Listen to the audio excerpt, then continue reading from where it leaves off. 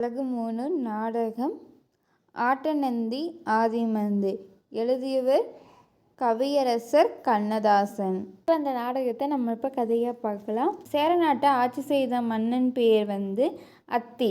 அவர் அழகிலும் அறிவிலும் வீரத்திலும் மிக சிறந்தவராக இருக்கிறாரு. இவருடைய திறமையே ஆடல் கலையாக இருக்குது. இவர் சிறந்த நாட்டியர்.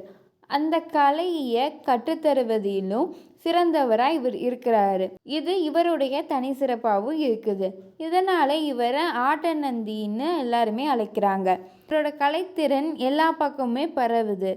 அந்த சமயத்தில் நாகப்பட்டினத்தில் நேத நிலத்தோட தலைவன் மகளான மருதி நாட்டியம் கற்றுக்க வராங்க.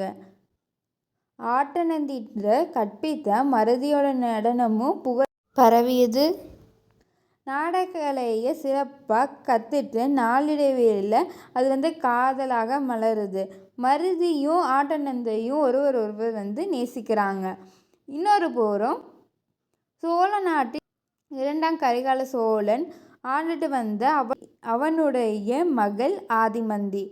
அவங்களும் ஆட்டநந்தியின் புகழை கேட்டு கலை மேலே ஈர்ப்பு உண்டாகி அவரையும் விரும்பி நாட்டுக்கலையும் கற்பிக்க ஆசைப்பட்டாங்க. கரிகால சோழனும் மகள் விருப்பத்துப்படி ஆட்டநந்தியிடம் பேசி சம்மதத்தோடு நடனம் சொல்லி கொடுக்குறாங்க.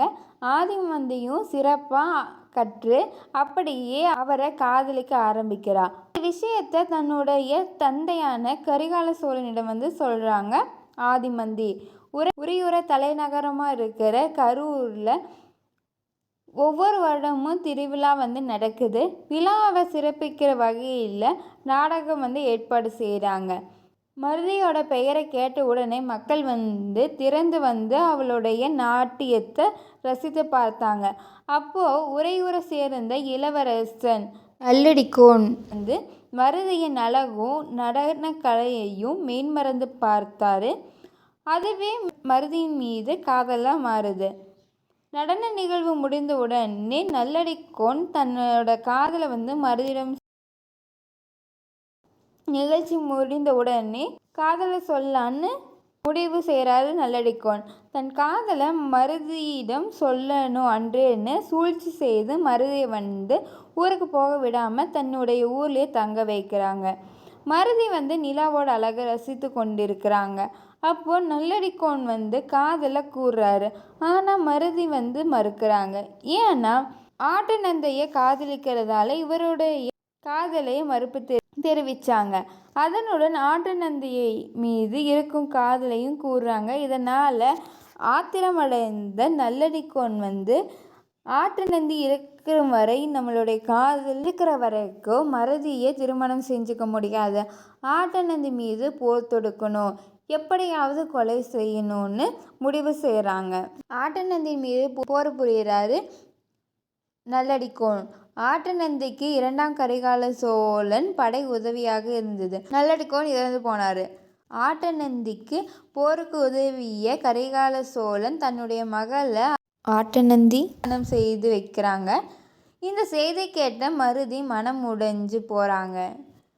ஆட்டநந்தி தவிர வேறுவனை கனவுல கூட நினைத்து பார்க்க முடியாது அப்படின்னு தந்தையிடம் சொல்லி தனக்குன்னு இருக்கக்கூடிய காவிரி கரையோரம் ஒரு இடம் அமைச்சுக்கிறாங்க. அந்த இடத்துக்கு பேர் கன்னிமாடம். அங்கேயே வாழ்க்கையை கழிக்க முடிவு பண்ணுறாங்க. ஆனால் ஆட்டநந்தி மருதியின் காதலில் மறந்து ஆதிமந்தியோட வாழ்ந்துட்டுருக்காங்க மகிழ்ச்சியாக. அப்போது ஆடிப்பெருக்கு விழாது காவிரி கரையோர அரசர்கள் அமைச்சர்கள் எல்லாருமே அங்கே கரையோரத்தை ஆடிப்பெருக்கு ஆடல் பாடல் நீச்சல் கோலமாக கொண்டாடிட்டு இருக்காங்க. ஆட்டநந்தி அரசனாக இருந்தாலும் ஆடிப்பெருக்க மக்களோடு மக்களாக ஆடிப்பாடி மகிழ்ச்சியாக கொண்டாடிட்டு இருக்காங்க. விளையாடிட்டு இருந்தப்போ நேரம் போகிறதே தெரியலை.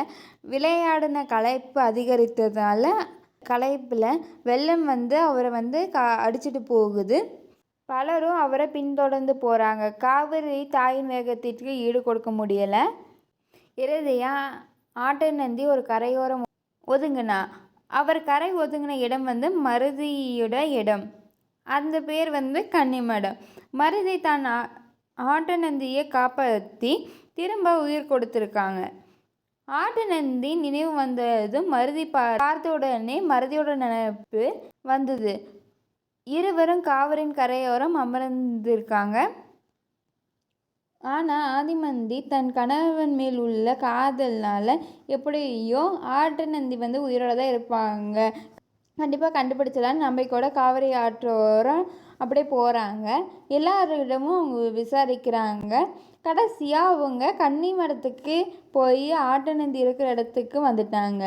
ஆதிமந்தியை பார்க்கவும் மருதி ஆதிமந்தியை பார்த்ததும் அந்த இடத்தை விட்டு போகிறாங்க. ஆதிமந்தி ஆட்டு நந்தியை பார்க்கவும் அவங்க வச்ச நம்பிக்கையும் வீண் போகலை. அவங்க கால் துணையாக இருந்ததுன்னு சந்தோஷமாக இருக்காங்க. மருதி தேடுறாங்க. மருதி காதல் அடையாளமாக தேடுறாங்க. அவளை கிடைக்கல. மருதியோட உடல் கடற்கரை மணலில் அலைகளால் ஒதுங்கப்பட்டிருக்கிறதா செய்தி கிடக்குது. அனைவரும் துயரத்தில் ஆழ்ந்தாங்க. மருதி நினச்சிருந்தா ஆட்டு நந்தியிடம் சண்டையிட்டிருக்கலாம். ஆதிமந்தியிடம் தன்னுடைய காதலை பற்றி சொல்லியிருக்கலாம். ஆனால் உண்மையாக விரும்பும் ஆட்டு நந்தியின் நிம்மதி தான் முக்கியம்னு தன்னையே காவிரி தாய்க்கு ஒப்படைத்தான். மருதி இறந்ததுக்கு வருத்தம் அடைந்தாங்க. அதுக்கப்புறம் அதன் பிறகு அந்த இடத்தில் இருந்த ஆட்டு நந்தியும் ஆதிமந்தியும் அவங்களுடைய நாட்டில் சிறப்பாக வாழ்ந்து வந்தாங்க.